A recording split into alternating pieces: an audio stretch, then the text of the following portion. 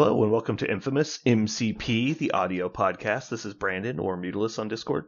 And this is CJ. I'm still going by just CJ at the moment. I might change it later. I believe it's just space, open parenthesis, CJ, close parenthesis, exclamation point. It's a loop that just repeats CJ. Yeah. Alrighty. So we talked about the tournament last week, I believe. Yeah, we talked about the tournament last week. I played 2 games at the store on Thursday with the Hellfire Club list. I have some thoughts. Good. I have thoughts too. We didn't play each other because...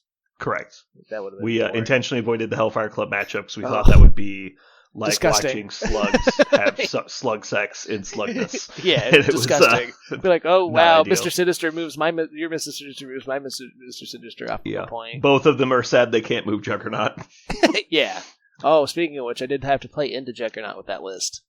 So I know this is 100% my making, and it's 100% my fault, and I can't really complain. But the number of Juggernaut mirrors I've played in the last month is crazy. Whoops. Sorry, guys. It's just like, why did I do this? And it's never the Hellfire Club mirror. No. It's always like Brotherhood or something else. But like because I've been nonstop like boasting about Juggernaut for the last 3 months, everyone is now playing him again. And so it's like every mission is like, God damn it, he is Juggernaut too. Which is good because then that leads us into talking about like what could beat Juggernaut, and I think I got some interesting solutions there. Yeah, I discovered the solution is hope your opponent doesn't realize that Red Skull can place Juggernaut. Whoops. Why is Juggernaut teleporting? He's fast. Yeah. I'm now wondering, am I cheating? This is allowed, right? What? Oh. Is it push to advance? Yeah, he can be placed. That's what I thought. Yeah, enemy superpowers. I knew there's someone can't be placed, and I think is it Emma? The Sentinels. No, it's there's something that stops place. Yeah, Mind Shield prevents placing, but the helmet does not, and they're very similar except for that regard. What is it? Because I was reading Emma's card and it messed up the wording in my head. It's cannot advance, push, There's or place. Someone who can't be placed by allies, and I can't remember who it is now. Ooh, it's something stupid too. But anyway, do you want to go first? Do you want me to go first? Just talking about games. Yeah, I could go first. So I still have continued to play the Hellfire Club. I've gotten some pretty decent games in with them. I'm still there's a lot to learn with it. I still really like the idea of what it's doing. And I think the more games I play, the more it is completely dependent on your deployment and trying to predict what your opponent's doing before the game starts, like looking at his list and finding out exactly what he's bringing, because then kind of helps you. Like I've tried out some more different splashes and stuff, and trying to figure out what you can bring to help counter or like who can hold down a flank. Because I think I've played both games on Riots. I feel like I've played Riots every time, and I played Intrusions maybe once. And that Intrusions game, I brought Shadow King, and Shadow King did Shadow King things. But for the most part, definitely, not fighting Juggernaut's a huge thing.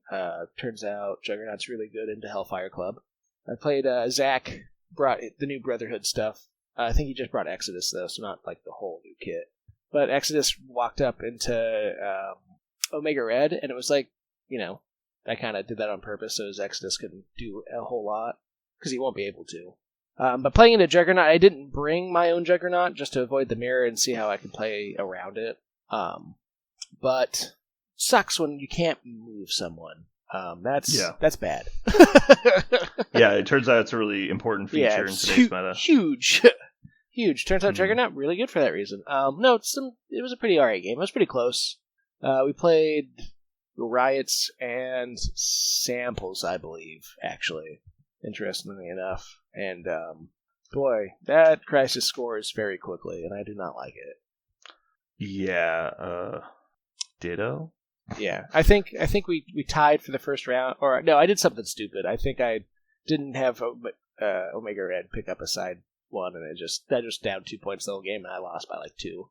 So, but Emma walked up, Mind Blasted Mystique, which was really cool. That no reactive card thing or superpower thing's still pretty useful. I like running into people sometimes for the odd reason. Like if Bill shows up, you can just be like, nope, never mind, Bill. Or, going into Kingpin. Yeah. That's been pretty neat. I liked it also into playing Josh's Asgard a lot. Because you kind of walk up and you're like, oh, this guy's low. You won't be able to Odin's Blessing this. You can't recal matrix this. I can snipe someone real quick. Yeah. A similar thing happened to me in the tournament. Mystique killed, I think it was Maximus the Mad with rapid fires because he couldn't do any of his stuff. Yeah. So he gets the one leadership reroll and then he can't do anything else. I think he had recal. And then obviously he's got his disruption field, and obviously none of that works. And he's made of glass. Anyway, yeah, so, I think is he 2? He's 2-3-5, I think, something like that. And so yeah, he just died. I mean, he even already had damage on him, but my opponent knew, he's like, hey, I'm going to double move him to pick up an extract that just fell out. It's I didn't pick it up because I thought him coming forward was a bad idea because he basically sacrifices his leader. Yeah, so it's one of those it's like tempting my opponent to do it. Then he did it. It ended up not being quite as bad for him as we both thought it would be. And so it kind of worked out for him. But yeah, that game was a pretty rough dice game for me. So I didn't think there was really anything that would have helped me at one point. Because I've been on a solid week of my 8 dice attacks just do 0 damage for all week. And it's been really frustrating. Yeah, for sure. And it happens, obviously, but the problem is my opponent's 5 dice attacks are doing what my 8 dice attacks should be doing, and that's happening on both sides of the fence is really the problem. But that was my game against Josh. Was I even asked him to change out his dice. It got so bad at one point, and he did, and so it was just really annoying. And it's that dice thing too. It's probably not actually weighted, but man, the catharsis of having your opponent roll the same dice actually. Yeah. Okay, I'm not crazy. No, right, because he's 8 on 7, 7 on 6, 7 on 5, and it's just okay, so your last 4 attacks have done 120% hits based on dice rolled, and my last 6 attacks have done 0 damage total, and I'm like, okay, well, I'm just down 2 whole characters, and I'm still trying to come back. I ended up winning the game against Josh. Yeah. He played Senators, and said that it was his plan to play Senators because it made Shadowlands Daredevil better because there's more opportunities to get the leadership. I told him he was absolutely fucking insane, and then I argued with him the entire time we played. I was like, good. But none of your characters are range 4, so you can't even shoot my models that are picking these up. And he's like, well, I'll just shoot you next turn. I was like, then it doesn't matter that we play Senators. I was like, this doesn't make any sense. Man, just let him I know, right? It's I tried to explain it to him. But anyway, he did a really good job playing to the mission. Yeah. Because he didn't even end up taking Daredevil. He ended up playing Mighty Thor. Oh. Right, surprise. No planned surprise contact with Josh. That's just how it works. You're just Shadowlands Daredevil's good here. Yeah. Okay, sure thing. I love Josh. I love that he loves Asgard and he sticks by his guns. I'm for all of it. It's just but then don't also argue the opposite when you're doing it. Anyway, though. Yeah, no, that's his signature move. He'll be like, "That's a bad idea. I'm going to do it." It was Deadline Senators, which is a fucker cluster. I don't know if you've ever played one of this. No, I've played. And if you actually physically deploy it, it's a very aesthetically pleasing layout because it's just this mash. A diamond. It's a perfect diamond of packed in tokens. It's so many. I do like the and sound also of that. Deadline, when there's 6 extracts on the field, it's just every model does the damage, every activation, and you can't afford to drop them because there's so many points available. And so it was really interesting. And then he, for the first time, experienced the pleasure that is Juggernaut on Deadline. And he's just like, wait, so if I use this, don't do it. It's a trap. 100%. Don't interact. And he's like, that's kind of really annoying. I'm like, yeah, I know, it's great, isn't it? That's why we said again, Juggernaut probably won me that game. Yeah. I mean, it's Juggernaut on Deadline. That's... Yeah. Juggernaut on Deadline with Hellfire Club. Yeah. And so everyone's always healing. But Josh did a really good job in this game. He set up a perfect 4-2 on Senators, jumped up 2 points on me, and then had solid dice throughout the game to keep the lead for as long as he possibly could. But it was especially annoying because I had he had Loki and who was the other model? Out of his list? Oh no, sorry, he did have Daredevil. He just didn't use the leadership. He used Mighty Thor leadership, but had Shadowlands. Yeah. So he had Shadowlands Daredevil took 2 8-dice attacks while at like 2 hit points, took no damage, and survived to attack, full attack with full power when he should have been fucking dead. Mhm. And then also Loki on the other side took a 7-die attack and an 8-die attack, took no damage because I rolled trip skulls in each attack. And so Liv taking 0 damage again. Like both those models should have died on turn 2. Instead, they're both still alive, still full attacking. And he never once got to use Loki's What a Pity power. Like never once did I allow him the positioning because Omega Red and Mr. Sinister were on that side. She's like, get broke out! Up the range 3. I broke up the range 3 every single time I attacked anybody. He never got to use it. Oh. And so it was like, I am playing this as well as I possibly can. And on the other side, Juggernaut and Toad are just like running a lap around Shadowlands Daredevil, not letting him do anything. I dealt 5 damage to Shadowlands Daredevil from Deadline. And that was the only damage he had taken to that point. And Juggernaut was, and the bumps from Juggernaut. Oh. Like, he ended up basically getting KO'd, and I don't think he ever took a damage from an attack. Maybe one. Like, he was basically no damage from attacks. I just killed him with auto damage. But at the end of the game, he had the opportunity to win it, but he just couldn't quite close it out. And it was a really close game. But in my overview of the game, I was like, this isn't really fun because all we're doing is just running after extracts. Like, what we both want to do is just fight each other, but the mission is actively preventing us from what we want to do. Yeah, because there's so many points on the board. It's like, well, I can't move up and attack you because I literally can't. Like, I'm not allowed to move twice, so I can't move charge. So I have to stand here and do nothing. And then it's like, oh, I dazed this person. Well, I have to go get that or I lose the game. And so it's just so many activations were forced into things we didn't want to do. Yeah. Because we both just have to play maximum scenario, because if you do anything else, you lose the game. Yeah, and that's one of the downsides, I think. Now, I'm not saying I really like the old Senator, which was like flip to reveal. I think those are poor design choices. I think the 3-card Monty scenarios had always felt serious problems, but we've never, to be fair, in their defense, we've never seen them really. Well, like, we did see them briefly, but we've never seen them be abused in a meta that didn't have Cosmic Portal Thanos. Yeah. And it's OG Cosmic Portal Thanos. Like, the most egregious bullshit you've ever seen. Yeah. Time Stone, Mind Stone Thanos, when it was legitimately unstoppable. Like, we've never seen it be abused any other time.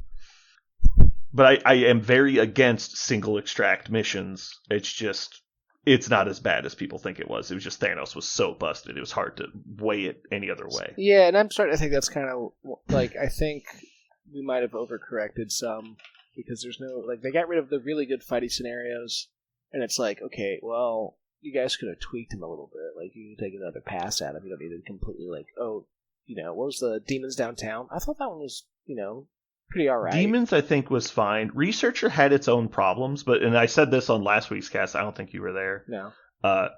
Researcher did not get banned because it was too easy to win for fighting teams.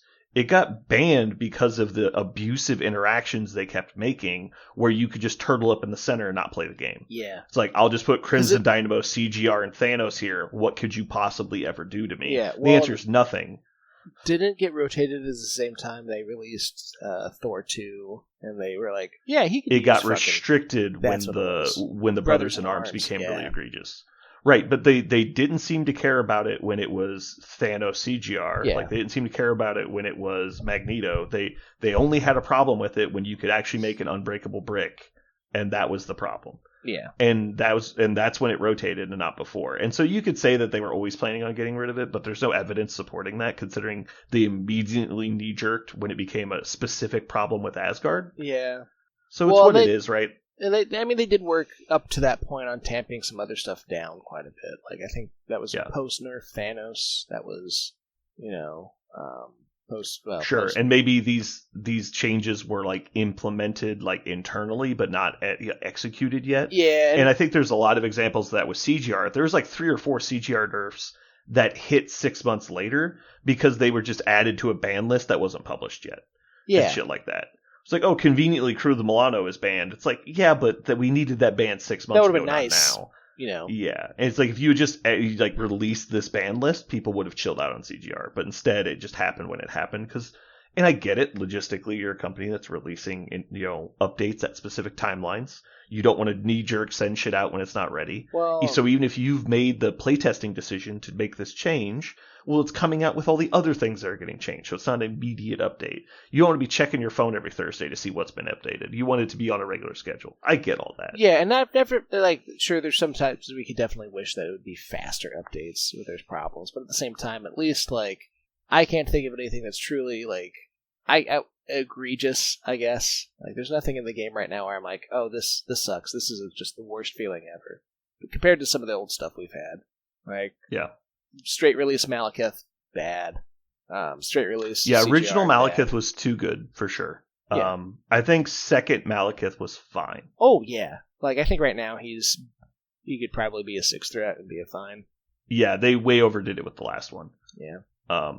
And again, it was really the combination of Immortal Hulk and CGR with Malekith became the problem. Yeah. But it turns out just Kaiju, kaiju is a problem, right? Yeah. And the issue with that isn't that you can't score out fast enough, and so it seems again we got a double change. They made all these missions impossible to play tall-less, but then also nerfed all the kaijus, and so there's only one way to play the game now. It feels again an overcorrection.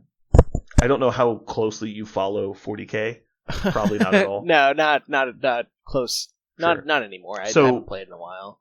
There's kind of an issue of they're such a large company that they compartmentalize a lot of things, which is a good way to tackle bureaucracy, right? Yeah. You have to just you're in charge of this. Do this as best as you can, and we'll come talk to you if there's an issue. It's kind of just the way it has to work. Mm-hmm. So when they were releasing the new Primaris, the Super Marines, the new updated scale Marines, they were so much better than the old original Marines that everyone owned that they were it felt like they were trying to force you to play the new stuff. Yeah. Intentional power creep, but they were many factors better. Oh yeah. Right? There's no excuse. I was there for that. I had a couple Primaris squads with my Death Watch. So down the road a while, they did an update where they rebalanced the Space Marines to be kind of in line with the Primaris, because there was a bunch of units that were not yet primarified, and so it didn't make sense to make them just dog shit. Why should Devastator Marines be terrible? Yeah, Stern because they're not veterans. Primaris. That doesn't make any sense. There isn't a direct alternative, and Assault Marines and all that stuff, the same thing. So they did a huge balance update where they just said, we're going to lower the points and all this stuff. And then there's another design team doing erratas, and they don't talk to each other, apparently. At least it looks that way from the outside. So one group was we're going to do a points update. The other group's we're going to do a rule update. And so the rule update team decided to give all Space Marines a second wound, just as a balancing factor for Primaris. Yeah. And then the other team's let's cut regular Space Marines point cost by 2/3. And so and they hit within a month of each other. Oof. And so it was just you just tripled the effectiveness of these units, and it just became a fucking nightmare. And they eventually fixed it, right? But it was just one of those when you don't talk to each other, this is the kind of shit that happens. Yeah, well, the good news is I think all the rules changes are literally getting ran through by one dude, and that's probably why it takes so long. Right, and for MCP, it's obviously a much different situation. Mm-hmm. But it feels like that this scenario packet was aimed at the meta that was Immortal Hulk Malekith. Yeah, for sure. I mean, that's why. That's why we I lost understand you want to give people an out, right? If you pull, it was John Paul from Omaha was running this list at Recruits one year, and it was very difficult to attack. And so yeah, you see it run through a couple tournaments, and you're yeah, this is a problem. We should probably address this.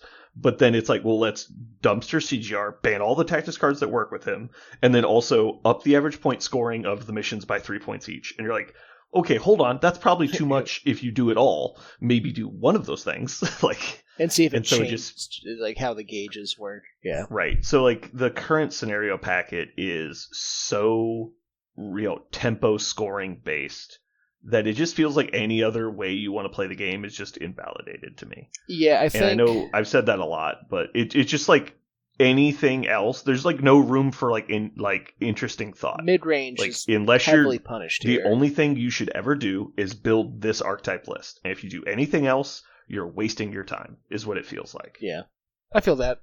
I definitely feel like they took... I mean, the way it feels to me is I feel like they took fightiness kind of out some. Like, there's less fighty stuff. Yeah. Like, there's not as much, like, fighting-focused type things. Like, let's just scrap in the middle and see who comes out the victor. And I get, like, originally the way the game was pitched to me was that that's the goal, is that you guys, it's a superhero fight. We're going to fight superheroes together in the middle of the table and see who wins.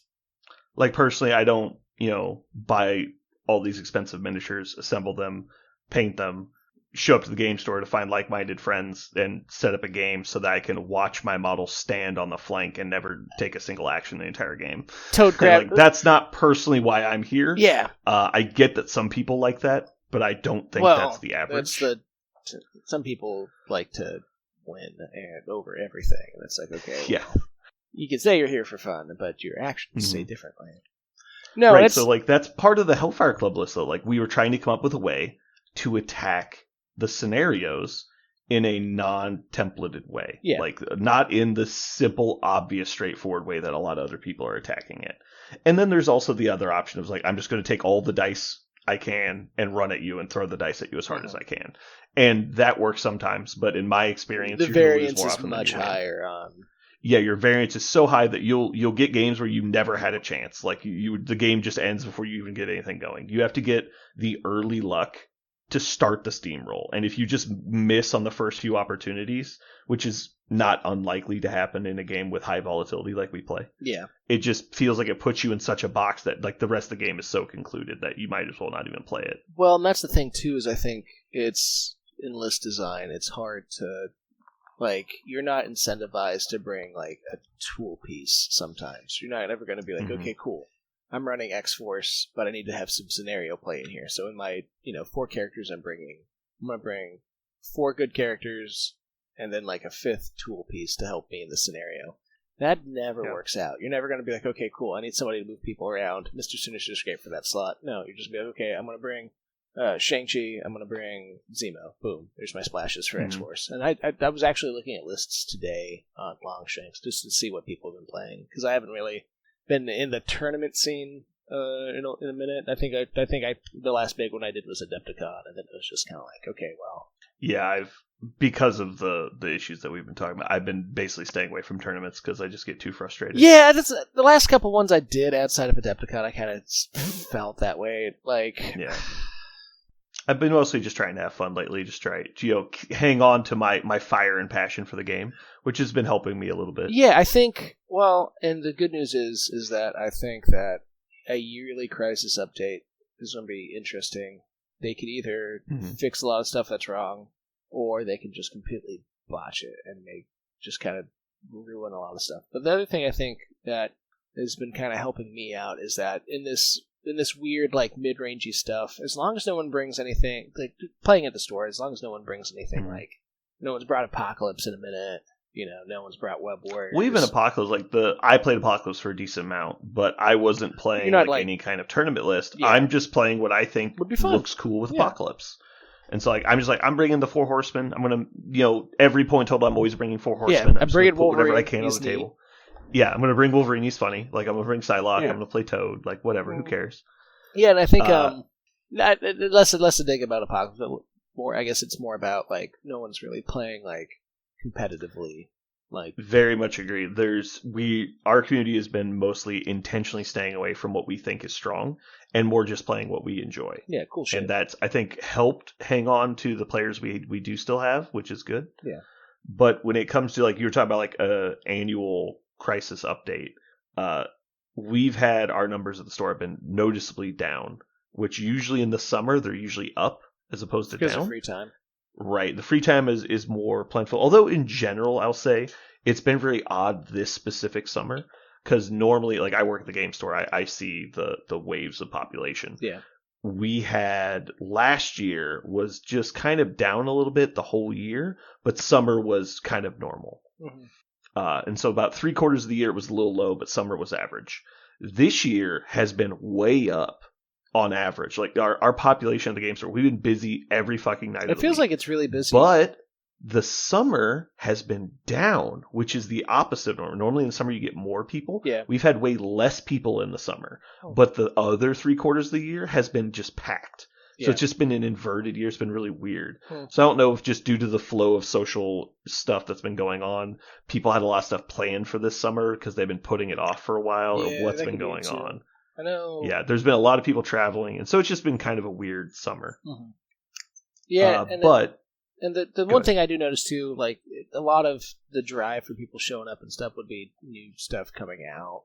Like it's not a huge factor, but every once in a while people show up and be like, "Oh, you're playing something new, cool." Having new stuff to play also kind of makes people come to game nights, and I feel like it's been a big factor too. Because like I haven't seen, there's a couple people I haven't seen in a little bit. They were pretty consistent. I don't know if it's because they're just busy over the summer or whatnot. Yeah. When it comes to like you're talking about an annual updating Crisis Pack, I think that is probably good for the game. I personally think this current Crisis Pack has not been super well received. I think it's part of the reason we've had a down population. I can agree with that. I think that I think they're well designed from a functionality standpoint for the most part, but I don't think it's been good for the game. I think it's too scoring focused, and it's just been like Here's basically what I'm trying to articulate. This game used to be fun because you could just throw anything together and just try and win with it, right? Like everything worked everywhere. There was no models that were unplayable. And then as the game progressed, we got a little bit of power creep, or what I call is evolved game design, as the people really understood what the point of the game was after a few years. Yeah.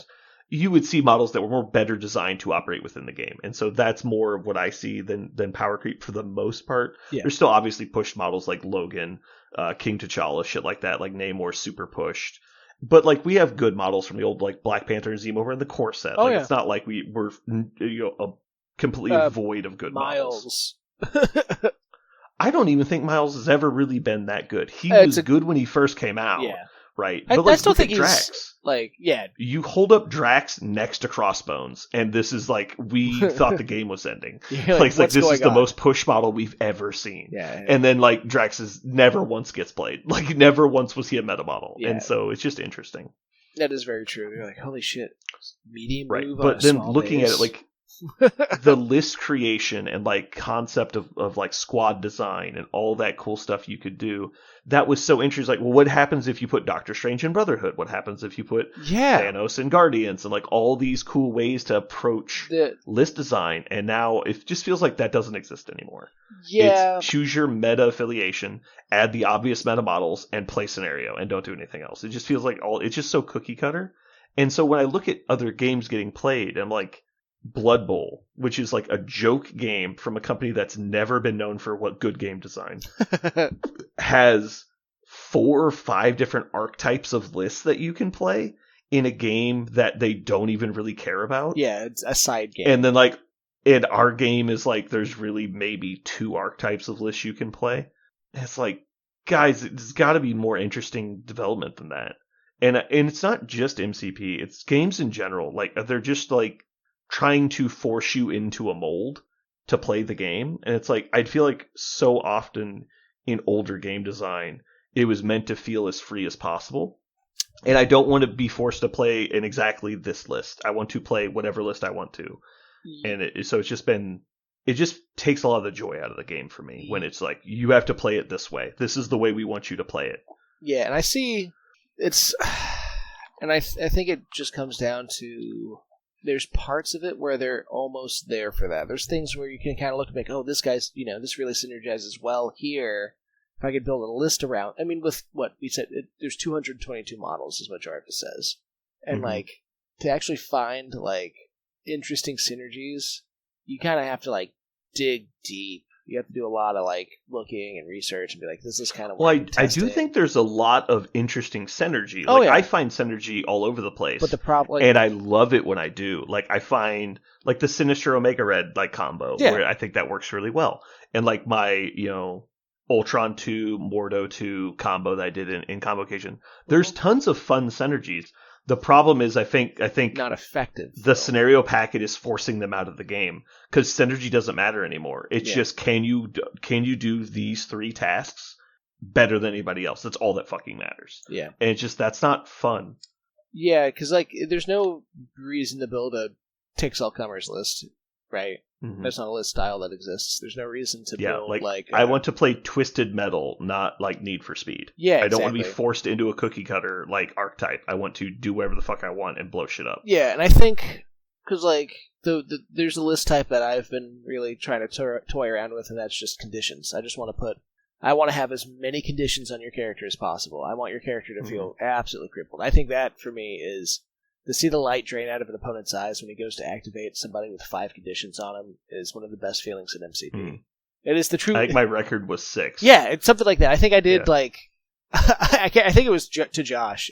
I think I was playing Apocalypse in his like Asgard, and like his Lady Thor was slowed, stunned, poisoned, incinerated, and then like something else too.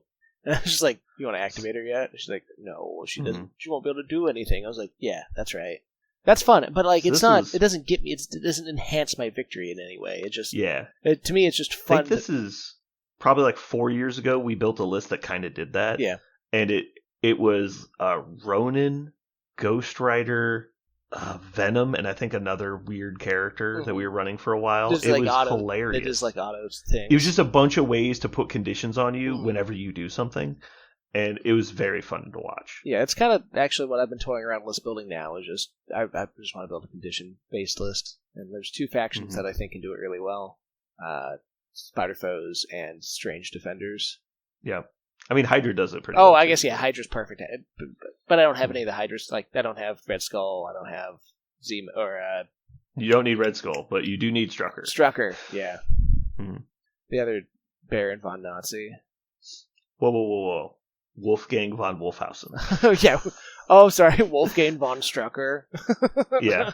Von Wolfhausen. Yeah. And then I have Johann Sebastian Schmidt. Yeah. Oh, yeah. Arnim Those are my Zola. 2 joke names. Yeah. Okay, so finishing up with the 2 games I played against Josh and Zach. So my game against Josh, my takeaway was Senators is bad, but it works within like the framework of what the game should probably be. I think I have a weird hot take here, and I know Aaron's going to listen to this just to make fun of us. So, Aaron, I want your take. I think Senators is really what people think about Senators is really what they should think about Montesi. Oh, because I think a lot of people view Senators as a way to create like a mosh pit dogfight in the middle of the table, but I think that's actually what Montesi does.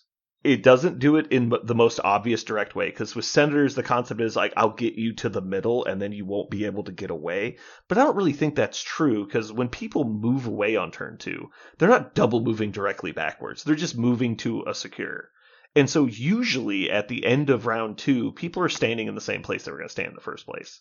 And it just gives you a higher target saturation. That's one of the models that moved up to pick up a Senator will be squishier than the model that moved up to pick up Montesi. Right. But if they're just going to like move up, safe grab Montesi and run away, you're still going to get to fight them. The fight's just going to happen a little bit further on their side of the table, because they still have to stand on the secures, because 2 Montesis is not going to let them score out. Yeah. Which is why I like Montesi. It's going to force them to let me fight you. Yeah. And like, I feel like when you're playing into Senators, and if it's your pick, your plan is usually to score out. Or if you're coming up into Senators and you have to play against, you're like, shit, I have to grab these. You're not really concerned about like, oh hey, there's gonna be 3 dudes or 4 dudes lined up in the middle of the table. I'm gonna blast them off real quick. Yeah, because like if you actually just position everyone out, like I think you're like barely within range 4 of the person across from you. Like you're not that close. It's not like you're in easy attack range. You might be within charge range, but it's not like you're super close on Senators. It's because they're both like range 2 off the center, right? Yeah, you're not within range 2 if you pick it up at max. Here, let me pull up the Senators mission real quick. I might be crazy, but I'm pretty sure. You might be in range 3 of the person directly across from you, but it's been... I'm bad with my spatial awareness, so that could be wrong. Alright, so Senators are 8 forward, 5 plus 3, and it's 5 plus 4 is to the middle, so it's 2 inches off the center, each token is. So, and then it's a half inch further back, and then you're contesting at an inch from that. So it is 3.5 inches from the center line, which means you're 7 inches apart, which is outside range 3, inside range 4. Okay. So that was correct. Yeah. So yeah, you could probably charge to them pretty easily, but only the one like directly across from you. And if you're not attacking the person directly across, you're probably outside range 4. If you got the power to do it as well, right? Sure, right, because most people won't have. I'm just saying in general for engage the enemy ideas. Yeah, and so you're not getting shot by people that are like moving attacking range 3. You might be within move attack range 4. Yeah. But it's only if they're like fairly directly across from you. If they're like catty corner, they're not shooting you. So it's not like it's putting people. It's not like Inhuman Weapons where everyone's standing on the center line and you just go to immediately start stabbing each other. And so I don't understand why people think this is a fighty mission. Well, it's 100% a scenario mission. What's the best attack you could do at range 4? Sure, especially with low power count because you probably picked up a senator. Yeah, I think you're throwing 5. Maybe 6 like dice. 4 or 5 point characters are the only ones really doing effective attacks at that range. And so it's okay, it's fine, it's probably not amazing. You might be able to do a really aggressive play with someone like Logan, who you're like, I moved to the far side of my own point on the first turn, and then you've try to get first activation to then immediately attack at range 3. Yeah, but if you fuck up, you've got. What? Exactly. 10 points on the board? Your 4-point character and drop and extract. Like, it could be 9 super bad. 9 points on the board at the lowest with Senators? And if you just don't have prio on the second turn, that's a really risky move. Yeah. They have 2 activations to knock you out. Yeah. Or to just move away. Yeah, okay, so cool. You run Senators, you run the risk of, if you're trying to fight it out, and you brought Senators to fight it out, your opponent could easily get, you probably, if you play in this scenario team, they can steal 2 of them from you or some shit. You're down, 5-3, something like that bad, and then it's just, Senators just scores way too fast to even be considered fighty. It's weird that people are wanting to do that. Yeah, I don't get it either.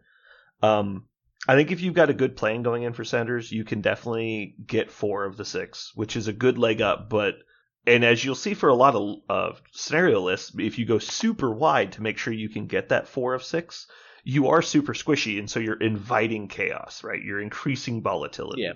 And so even if you're doing a standard 4-point mission, that means you're going 6-4 on first turn scoring just to increase your odds of getting diced on the second round. That's scary for me. Which is why you don't see a lot of scoring teams go for this. I think there's a reason it's one of the lower played missions. And I think it's just because... Speaking of, I'm going to look it up real quick. It might also be one of the ones that's hardest to understand how to play, I think, as well. I think that's true. If you haven't put any thought into it, it does play differently than most scoring missions. I wouldn't say it's advanced as Mayor Fisk. No, Fisk, but it is Fisk has got there. Its own unique dance. Fisk and Fisk Point 2, whatever the... Yeah, Wedding Party. Wedding Party, yeah. Can I... Oh, here we go. Do you know when the missions came out? March. Okay, thank you. Maybe February. I'm trying to remember when. I'll just do March, that's fine. Cool. I'll do mid-March. Yeah, that still works. Alright, so looking at play percentage for Senators is... Wow, it's really high. That's crazy. A lot of people playing it. It's also crazy to me, like... Just absolute insanity to me that some people play extended or just don't follow tournament rules. Because, like, Evacuation Efforts has had 105 games since last March. What? Yeah. That's the... Just, like, complete insanity. That's... Here, let me change this to 2025 March. I think I clicked the wrong year. I don't believe Evacuation was even legal then. It definitely was not. It's been illegal for years. Yeah, like, that's one of the ones where we bought Star-Lord. Like, cool, we can play this mission. Yeah. Like, oh, you can't. Oh, man, remember when you had to buy characters to get missions? I do remember that. I didn't really hate it that much at the time, but there was so few missions in the game that, like, and there were so few models in the game, it didn't seem that bad. It's a bad trend, but... Okay, so there's obviously some variance here, because there's still 23 games of Evacuation Efforts since this March. So in the last 5 months, there's been 20. We're averaging 4 or 5 games a month of Evacuation Efforts on long things. Listen, if anyone listening to this right now is playing Evacuation Stop playing Efforts, Evacuation Efforts. Don't stop. Don't stop. Only play it. Just play that and force the issue. Trust. Let's go back and listen. There's ways to break it. I wonder if I change this to April, if that will fix my problem here. I'm just looking at the data, and it just still seems flawed. Longshake's data is just bad, though, sometimes. Yeah. When you can let anyone upload information, typically it's flawed information. Yeah, I wonder how many people are just doing it as a joke. God. You know, there's just one guy just fucking with the math. That's funny. Self-report. He's like, guys, listen, I brought Storlord. We have to play evacuation efforts. Don't you know that? Okay, so here we go. Extracts only. Yeah. Post rotation. Okay. What are the 3 most played extracts do you think? 3 most played. So the 3 most played factions right now, if I'm not mistaken, are going to be Apocalypse, Inhumans, and probably Webs. So the 3 that they like the best. Let me change my filters on Jarvis so I can actually see. No, don't just tell me. Use your mind. I don't know off the top of my head what the fuck they're called. I don't. Just describe them. So probably Hammers. Well, the whole point is this is Hammers is there. Okay, Hammers has 2,004 plays in the last 5 months, or actually, it's 4.5 months. It's only 20 weeks. Okay. Okay, the last 20 weeks it has 2,000 games played, which is like 100 a week. That's pretty good. That's not too bad. But that is the most. Yeah, that is the most played mission. I go into this. I know Hammers has always been the most played mission, so that's cheating. Yeah. I'm going to say Struggle for the Cube because it's in the core set. Well, again, this is Longshank, so that's not really relevant. But is it Struggle? The fact that it's in the core set should be irrelevant. Yeah, but that's. But okay, so you're going with Cubes, and then I'm going to. Cubes is definitely not in the top 3. Oh, surprising. Okay, like not by a lot. I'm going to go ahead and say Inhumans deploy advanced weaponry. Then. Okay, Inhumans advanced weaponry is. It's a good choice. It is not in the top 3, Damn. But it's a solid pick. Okay. Well, that restored some of my faith in humanity. Legacy Virus? Mm-hmm. Legacy Virus is number 3. Okay. So you have number 1 and number 3. What is the happy medium between Legacy Virus and Hammers? Is it Skrulls? It is Skrulls. Okay, cool. Good job. That was better than I expected in your prediction game. So Hammers is 2004. Legacy Virus is 1631. And Skrulls is 1914. So Skrulls is a close second. Okay. Yeah. But that's Deadly Legacy Virus is a solid third. And then the next highest is like 1300 after that. And it's Scientific Samples. Yeah. Unexpected Guests. Okay. Weird. And then there's also Inhuman Weapon is 1230. About 70 below that. So 3 older Crisises. Mm-hmm. And then 3 new ones? Do you want to guess the lowest played by Longshanks? I'll give you a hint. Admission is not currently legal. Wakanda Derb. It has 1 game in the last 20 weeks. It is Wakanda Derbs. With 8 games as researchers, 16 games is Paranoia, 20 games with evacuation efforts. Evacuation effort has more than Paranoia or researcher. Well, to be fair, an actual card exists for Paranoia, or not for Paranoia. Researcher. I don't think they ever printed a card for Paranoia, which is insane. What do you mean they printed a card for it? Like, I don't think it was in the card pack. It was definitely in the card pack. It was definitely in the card pack? It was in the 2023 Crisis pack, yeah. Was it? 100%, yeah. Back in the days when you could buy 1 pack to have all the missions in it. Can you not buy... Oh, you can't. I didn't buy that. I didn't buy It just Gladiator. gives you the new ones. God. I am so annoyed by that, too. I bought it solely to just have all the tarot cards. I don't like tarot cards. I wish they were still the normal Tactics card size. Yeah. I was very annoyed. I finally broke down and bought it, and I didn't know that it only gave you the new missions. I was so mad when I opened that box. God. It's like, so I bought this for literally... I literally have never used anything in that box. I've not assembled my Gladiator. I have not used any of those tarot cards ever. Yeah. Because I don't have enough to actually play with. Yeah. Well, unless you're wanting to run just the new stuff, and I think that's... No, because if I print off the paper versions of the old ones, it's fucking obvious which mission is which. Yeah. Well, it's fucking stupid. And that's why we're going to start pushing that if you walk into the hallowed halls of the Geekery, we do pick ban, because it is a much... Exactly. It is, I think, game health-wise, it's better regardless. It's just, it makes it a game. Like... Mm-hmm. God, I couldn't tell you the amount of time, because like then it actually matters what missions you bring. Because like when it's randomized, you're like, it does. Oh fuck! Hope I don't get I ran up into the spider web warriors. I hope they don't get the dream team. I personally highly recommend anybody listening to this, the next time you go to play a casual game, ask them if they want to do pick ban missions. And if you need a walkthrough, because it's not immediately obvious, because a lot of games don't do pick ban stuff, you roll for priority as normal. The board, when it chooses priority just as normal, you get to choose your color. When you choose a color, you immediately ban one of the opposing player's missions as the player with prio. So the player going first bans first. Then the person going without priority bans one of the priority player's missions. And then each player is left with 2 missions. The priority player picks which one they want. The second player then picks which mission they want, then chooses table side and points as normal. The cool thing is, as the final pick, you get to see what point total they've selected, and you still get to pick which mission you have, which means you get to pick the point total of 3 mission cards, basically, which is really cool. It gives a lot more power to the second player, because you get to know what they're banning and picking before you ban and pick. And so if you're like, well, I only want to do this one if we get this secure, and they ban that secure, you're like, all right, well, I know I can't let him have this extract or whatever. Or like, I know he's picked this extract, so I'm going to pick a secure that helps me. And like, so you really get a lot of choice in there. And it makes it to where, like, if you're playing dumbass missions that are super gimmicky, like, well, I'm playing scoundrels and I'm going to play criminals on scoundrels. Like, well, they're just going to fucking ban scoundrels, you idiot. And so you're never going to get your super gimmicky mission. You're never going to get the Brotherhood list on senators. It's never going to happen. And so you don't have to worry about it. You never have to worry about Researcher Asgard, because you just fucking ban it. It fixes the entire fucking game. It's an elegant solution. It's so good. It's such oh my God. Like, I don't think I'll ever go back. Like, I'll even force people to be like, hey, man. Mm-hmm. We're gonna make the dream come true. We're gonna get a rule change. Yeah, exactly. I hope other people do it as well. It's so good. It's insane how much, like, it even fixes the small statistical anomaly of the person who wins priority wins more games.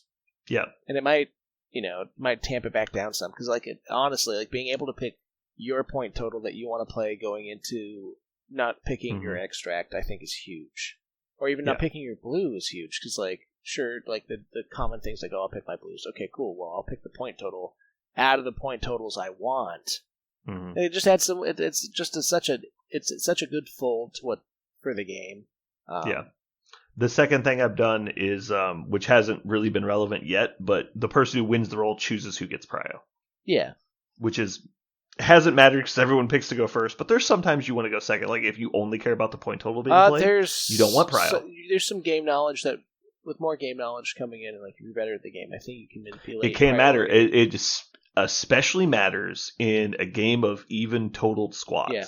But you won't know that unless you know the matchup really well. And so, like, let's say we're playing a close matchup that's usually a mirror. Like, oh, we know we're both going to have 5 characters in most of our lists. Or we're going to have we're both playing go wide lists, so we know we're going to probably end up at the same number of models. Well, who goes first is hugely important in that game, because that's going to be prio until someone chooses to give it away by dazing someone. Yeah. And so that will actually be very impactful, but so far nobody's cared. Well, it also would matter in, depending on like what, like, let's say you bring Shadowlands Daredevil and you want to take extracts. Oh, cool. Mm-hmm. Well, I want to pass priority so I can steal the last 2, right? Or there's that's a bad analogy. That's bad on my part. I was going to say, no, that doesn't make any sense. I was working it out as I was talking about it. No, don't do that. Yeah. That's stupid. But there's probably 1,000 edge cases that actually make it relevant to when you'd want to pass. The most important one would be priority manipulation. Yes. But like, for example, Kingpin wants to go last pretty much always. Yeah. And most of the time spiders want to go last unless there's an odd number extracts. And so it can really matter. But also, like, knowing if you have priority or not can very much affect which extract you take as the second player. It's like, oh, I'm choosing reds and my opponent has prio. It's like, I'm just going to not pick the fucking odd numbered one. And it's like, and if you're, going second against Montesi, you can ban Montesi and just not have to worry about that issue. Like, there's so many things. Yeah, and I think my main wish in the long term of the game is to tamp variance down. Right, mm-hmm. And this is such a huge deal for when it comes to that, because then you could actually tune in what crises you like playing on and what matchups. And you could actually bring tools to help you fight into certain things. Yes. Instead of like, boy, I hope I get one of my 3 fighty scenarios. You can pick it.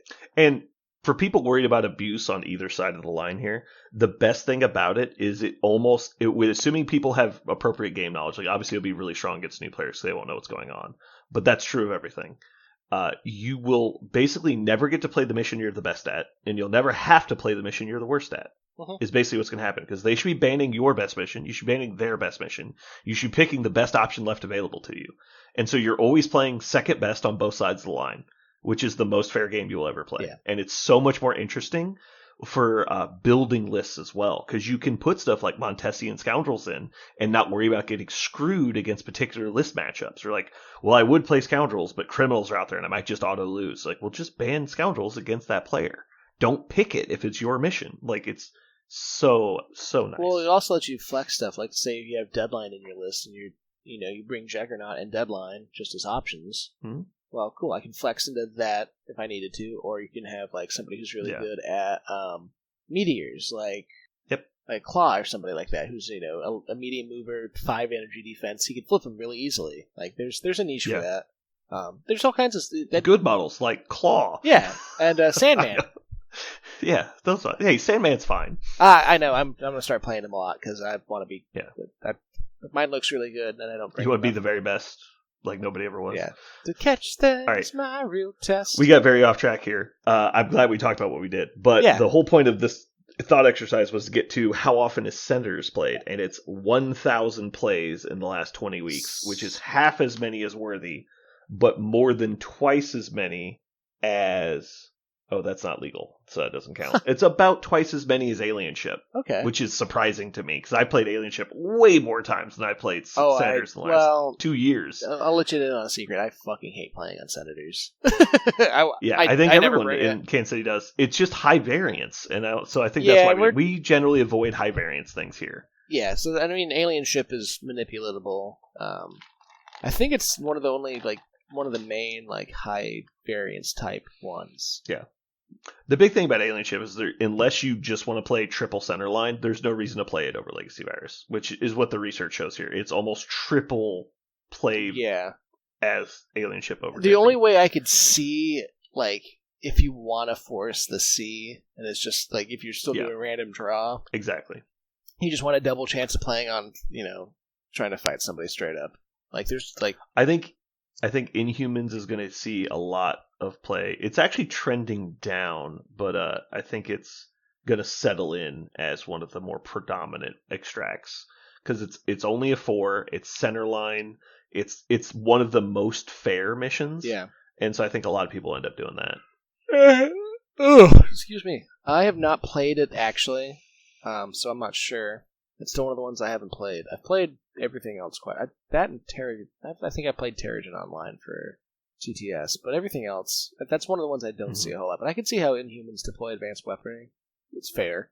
It's got if you got a good 18, you want to try to throw people off, because not a lot of people plan for 18. That's good. Yeah. Terrigen, Cubes, Spider Infected, and Alien Ship are all right about the same in the 600 to 700 range. Okay. Which is surprising to me that the 2 Fs are there, but I think that's indicative of people are seeing how prevalent the scenario teams are, and they're trying to steer away from Fs. Give you a slight advantage. Yeah, that's interesting. Okay, so the next mission, my game against Zach, was, I don't know if people remember, last week we reviewed Scientific Samples, and we were pretty harsh on Scientific Samples, I think, to be fair. I several times tried to reel us back. It's it seems like we're just complaining about this mission. And I don't want to just complain about it, because it doesn't immediately strike me as the worst mission ever made. It's got a cool secondary effect of the scientific hubris effect. That's pretty cool. The deployment's pretty fair. And so I was worried that we were going a little harsh overboard on it. So I made sure we played Scientific Samples on Thursday, which is the day after we record. Mm-hmm. I almost deleted the episode that we were going to upload because it was so off. And so after I played Scientific Samples, probably for the first time, honestly, I think I've seen a bunch of games of it. Yeah. I don't recall ever playing it before today, or last week. I was definitely wrong. This is, in fact, the worst mission ever made, and whoever made this should die. This is the worst fucking mission ever. Yeah, so if you didn't like Paranoia, I think Scientific Samples is worse Paranoia. Paranoia was better than this by a noticeable margin. Yeah, Paranoia had a downside. It drives me insane that that's true. Oh my god, this was one of the worst games of MCP I've ever played. And it was so stupid. There was at one point in the game that my opponent, I was sitting there, I had Hulkbuster, had hit and run. Uh-huh. So he had shot a model, pushed it, and then moved next to it. And he was basically in the middle of transitioning from one side D to my opponent's back D, which was uncontested. So I'm going to just take a move action to gain a victory point. Or I could spend 2 power and throw a size 3 piece of terrain into the model I just attacked who had 1 hit point remaining. No brace, he was just probably going to die from it, very likely. And I started doing the math, and my opponent, Zach, being the nice guy that he is, who's a total piece of human garbage, told me that if I dazed him, he would actually score the same number of victory points, because that model was now no longer contesting a point. And so he wasn't going to get the bonus victory point.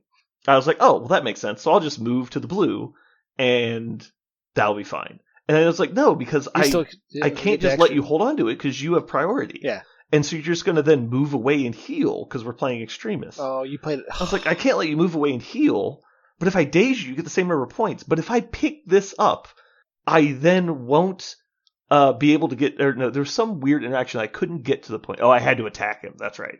I had already thrown... I had to choose to attack him again. I was going to just take his extract.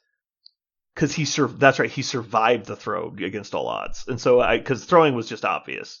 But then I would have had to attack him again to kill him. But if I made him drop the point and I picked up the point, I wouldn't get the bonus. You would score the exact same. Because I would be off the point now. And all my other models were on points. And so we were in this stupid thing where if I killed his model and took his extract, we scored the exact same amount as if I had not done that. Yeah. And so I actually would have scored less victory points. Or the ratio would have been better for him had I killed his model and taken the extract. Because he doesn't lose one. And I was so angry. I was just so angry. Yeah. Because if I had failed, if I shot him and didn't kill him with the 6 dice attack, then he would have scored... I would have scored 0 and he would have scored the 1, right? It was just so stupid. I was just like, so I'm actually advantaged to not attack my opponent and kill his models. Yeah. I was so angry. It's so crazy. So what the craziest thing to me about this is that we stared at the board for like 10 minutes trying to figure out if there was any logic in what was happening. It was like, okay, so your guy's on 1. If I shoot him with 6 dice, I'm going to probably lose the game. Like, it's so fucking dumb. So the crazy thing to me is that they made this one... Because the Gladiator pack comes with 10, 2 each, right? 5 reds, 5 blues. And there's 2 of them they did not make legal. This one is legal, correct. And they removed another one that's just like, the 20 threat, you pick up a key card, if you interact with something, you get a power. Yeah. That sounds way better. And I know they made them like pairs, right? Yeah. So that one isn't legal and the other one isn't legal. That's meant to be played with it. Yeah. But this mission is...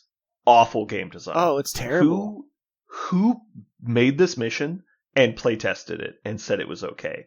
This is egregiously bad. This is a miss. This is a mistake. This should have never been fucking made. I am actually upset with whoever made this. So the main because it leads to no-win scenarios on your decision making. You get so punished stupid. For playing the game sometimes.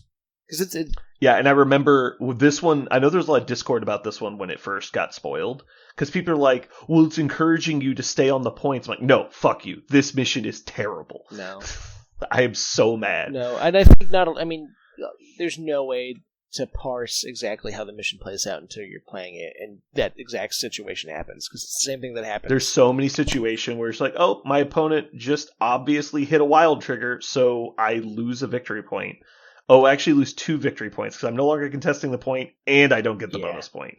So, like, the difference of a random, like, impact webbing trigger can be a 2 victory point swing in which no player has control over. Yeah. Well, it's exactly so what happened stupid. to me playing, because I played that exact same combo into Zach. I walk up with Emma because his Mystique is somewhere, and I just, boom, kill her right off the bat. Hit the wild trigger. She drops a thing. Emma's in range, picks it up. The same number of points. And I was like, wait.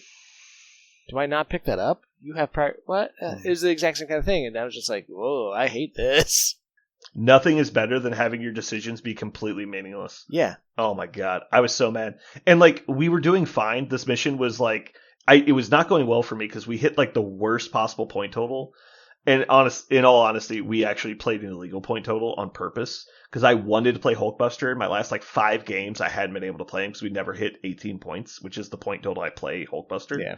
And so we agreed to play 18 points, did mission selection, knowing that we were playing 18 points, and we got this in Extremis, I believe it was. And so we played with an illegal point total just because we want to practice. So technically the list we played could never actually happen, but it's semantics because, right, like we could have just played a secure that was 18 points and it wouldn't have mattered. Oh, yeah.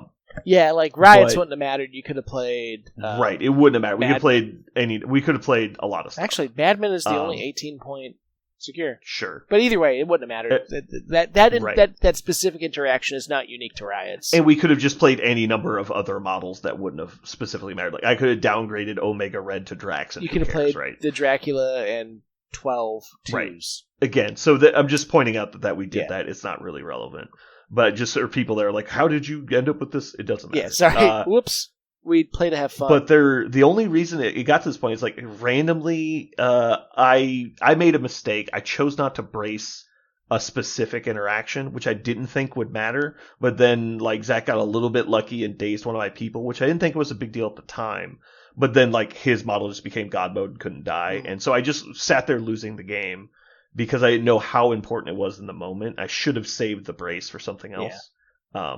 I ended up bracing Hulkbuster, took like a size 4, and I should have just taken it and not cared because it's Hulkbuster and he wouldn't have died anyway.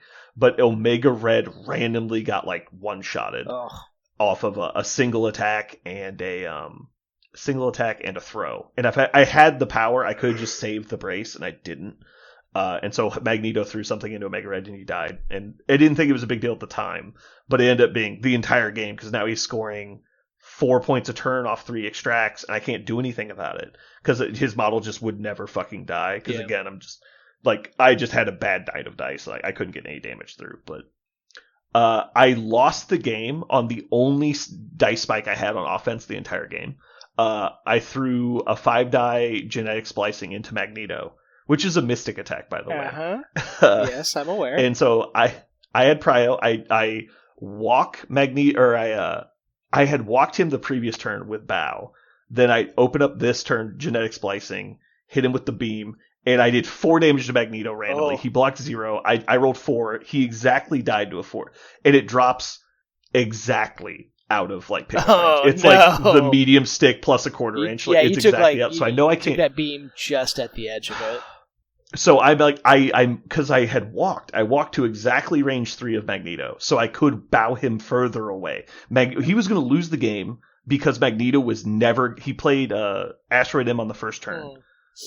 And so he had no way to fix movement. And I had Hulkbuster, Omega Red, Sinister with 3 genetic tokens standing in front of him. Yeah. The game's over. I've won. Like, he's going to burn all power he ever gets every time Hulkbuster attacks him. Just to stay. And then he's going to get ensnared and bowed every single turn. I'm going to bow him behind his own terrain, and Omega will double move and snare him. He was going to be in the corner of his own table for the entire game. Yeah. And it was going to be Exodus versus 18 points of bottles. I was going to win. But instead, I one-shotted Magneto, the person who had just taken the token away from Omega Red the previous turn. And then, because I one-shot him, I didn't get to walk him away. He gains Prio, which he shouldn't have gotten because it was a random 5-die attack that did 4 damage. And I literally lose the game right there. And it's just like this cacophony of random interactions that just fucked me. It was so frustrating.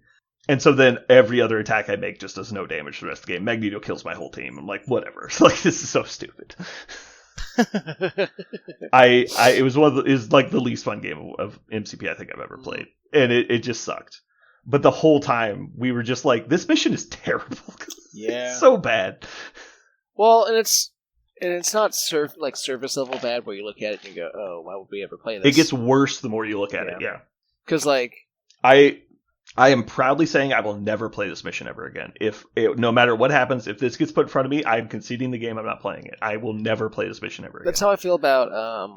That's how I felt about Paranoia for a long time, too. Cause... It was really bad, too, right? Like, Paranoia was the mission of the previous kit I would want to play the least. Like, I dislike Scoundrels because I just don't think there should be a 5 scoring secure. I love the secondary condition. I like the deployment of it. I like the F layout of a secure. I just don't think you should be allowed to score 5 points on a secure ever. Yeah. So if it just had a stipulation in there that like the middle wasn't worth a point, I'm fine with it. Yeah. It's just too high scoring. Well, and I feel like that's the main issue. I like the things about it is cool. The problem, I think the main issue we're running into. I like the point total. I like the deployment. Yeah. I like the secondary effect. I love everything about the mission. It just you shouldn't have 5 secure points. It's just too much. And like it's too much.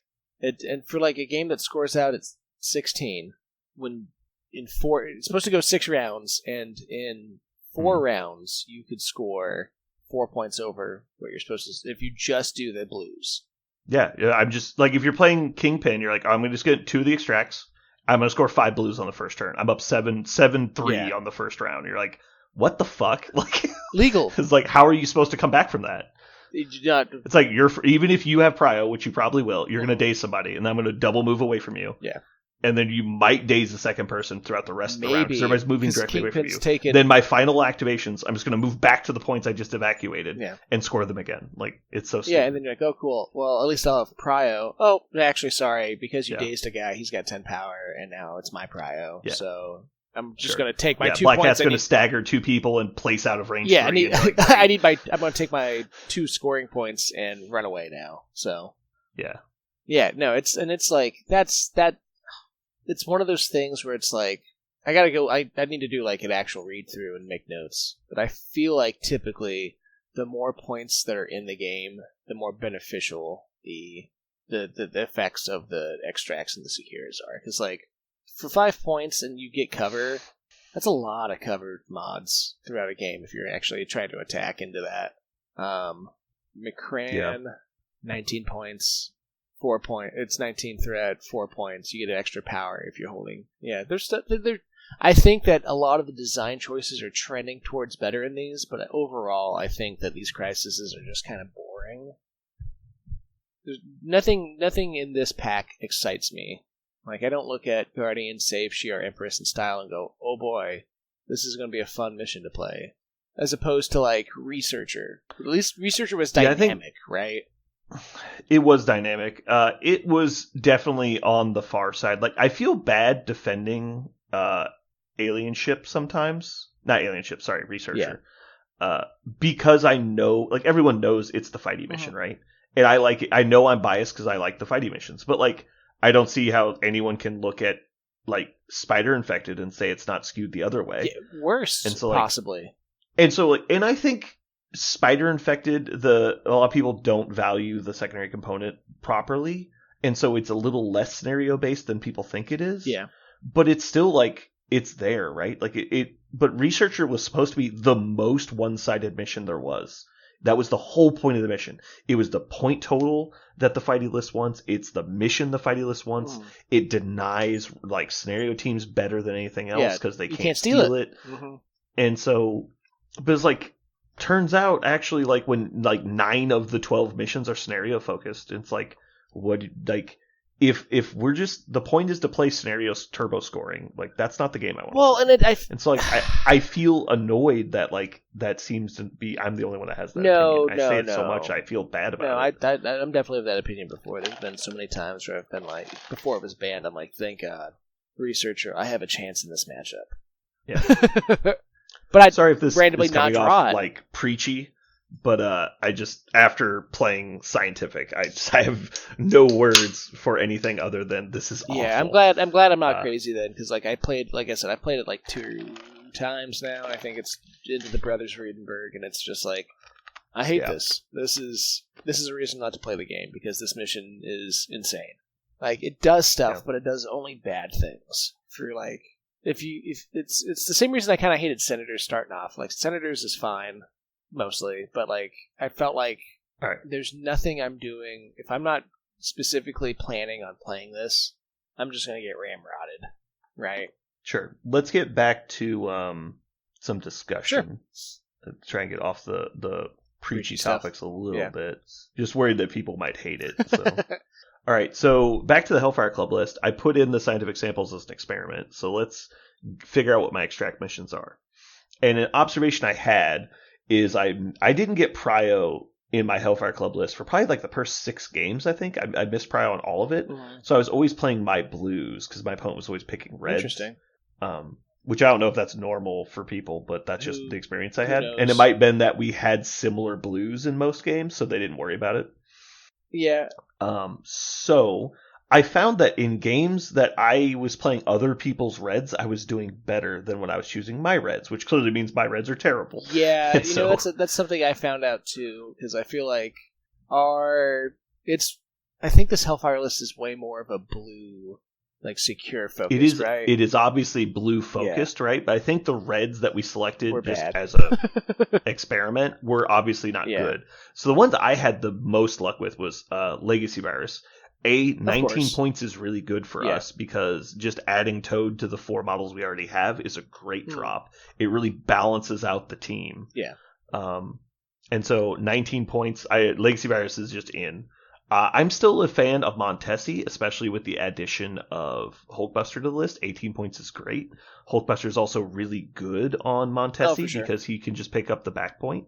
And so because that, he lets you have a really late activation, and Hulkbuster can get the leadership without moving first, which is really nice because it lets other people go out, lets you do an earlier activation of the leadership.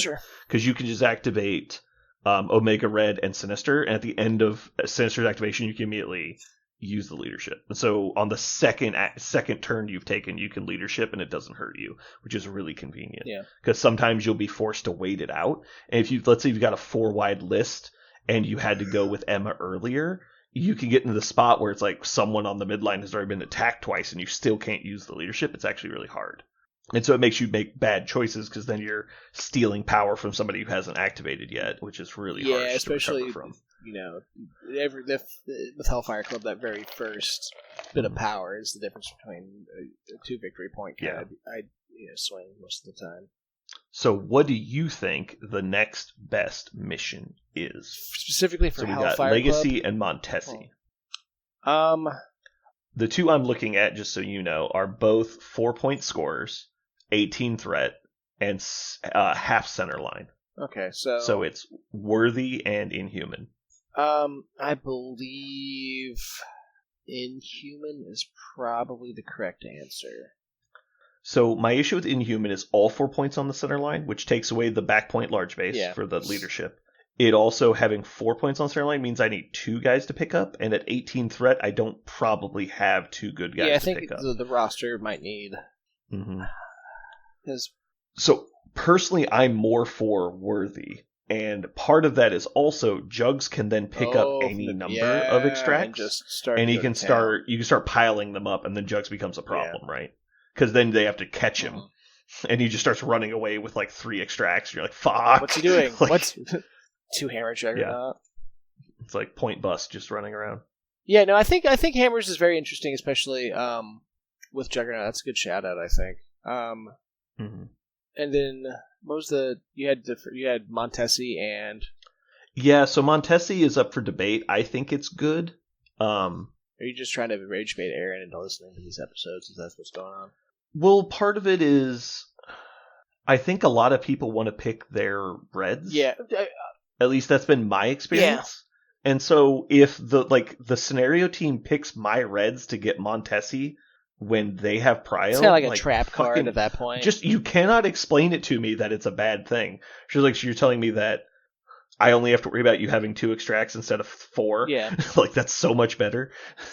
And so it just doesn't make sense to me that it's bad because I'd rather play me get 1, you get 2 than you get 3, I get 2. Like it's just worse. The other one the other one I might suggest, just because it's a classic Hellfire Club extract. I don't know. I haven't played any with cubes yet with this list. Is cube still on the table because it's just basically free power? Yeah, I haven't tried it. It just seems like a lot of points. That's what I'm kind of worried about as well. And it's not a typical Hellfire Club list, right? Like if it's just like Lizard and Blob and other like tanky models, I'd be way more for it. But like Sinister in them is like... Yeah, I think it would have to... Like I need to actually have healing as opposed to the healing just offsets the mission. Yeah. But that might be a false premise because I haven't experienced. That's what I'm saying too. I've never actually played cubes with Hellfire. I think it might be testable because I think I gotta do some math real quick. And again, like Emma doesn't heal, so if I only have 4 models Yeah. in my cube list, Well, that's the thing. We might have to look and see because, like, but at the same time, like if my opponent's coming into the fight with 2 damage on them, and then I have like fucking Captain Death Factor aura, like I can just kill you. That's like, exactly. So that sounds really good. But I think the point total. I think playing cubes at 17 is bad for us at the moment. Yeah, like an F is at 17 is really harsh because Sinister doesn't have power. Emma doesn't want to come forward, so that basically leaves Omega Red and Jugs to pick up the extracts. And so, if I have Prio, I'm basically giving one of them away. I guess Emma can pick one up. She just doesn't really want to. She's less happy about that than other characters. It'd be fine if she picked up a back cube and moved to like a D. Yeah, I mean, true. Well, okay, so 4. I'm not against trying it. 9, 14. Ugh. 8, 10, 15. Another 2. We have to take another 2, but there's not another good scenario 2 to bring. What are you talking about? So, you couldn't even do it. You'd have to bring a 3. What are you trying to do? A 17-point list that brings Toad and Juggernaut. Oh, no, you can't do that. You wouldn't be affiliated. Yeah. No, that's the issue. Like, the core of Hellfire, you just can't go 5 wide at 17. Yeah, there are 3 points aren't. Like that well, you can, but you're playing, like, Storm and Angel? Lizard and Toad. No, like, you just... Yeah, technically that would work, but that'd be really weird. I wouldn't recommend that. Maybe... You'd have to bring Mystique, Storm, and Angel to get 5 wide, I believe. Yeah, that's not what this Hellfire Club's good at. Yeah, because I brought Angel for a game. He got 1 shot. Angel's really bad. He is terrible. I think Archangel has some games, but he's not worth 4 points. Well, he's just better than Angel. I really like Archangel, but it's because I think he's rad as fuck. Sure. I think his card's kind of boring. I feel like for as cool as this character is, this is one of the more boring ways to bring him to the tabletop. Angel is intentionally bad because they made the Tactics card let you upgrade which him, is a fine Tactics card. Which, in my opinion, it's just not worth it. Well, if Angel did anything, because it's like, cool, I could turn my 30-point model into a 4-point model that's pretty okay. Not bad. But you don't have a 3-point model. You have a 2.5-point model that you're upgrading to a 3.5-point model. A 3.6. Like it's averaging to 3 points Yeah, still. Exactly. Like, it doesn't do anything. You lost a Tactics card. Yeah. And you already have a leadership. That's a Tactics card. And you down a roster slot as well, which sounds dumb, but it matters. Because you have to have Archangel in your roster, don't you? Oh, you don't? I thought you did. He's an 11th model.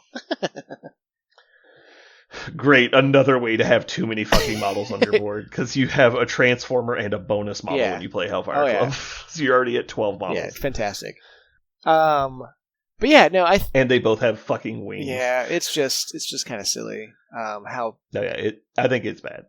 Because, like, isn't Angel, and this is off topic, but I'm just going to say it. I think Angel and Vulture have exactly the same card. What? No, they don't. They have damn near the same card. No, Vulture's good. He does have Scientific Hubris, you're correct. He also has Abduct. So does Angel. Angel has Abduct? Yeah. I didn't know that. He's a hostile takeover. Let me check it again. Angel. Okay. Healing factor 1, flight. It pushes, though. This one places. Ah. So it's not as good as Vulture's. Vulture also has Hit and Run, which is way better.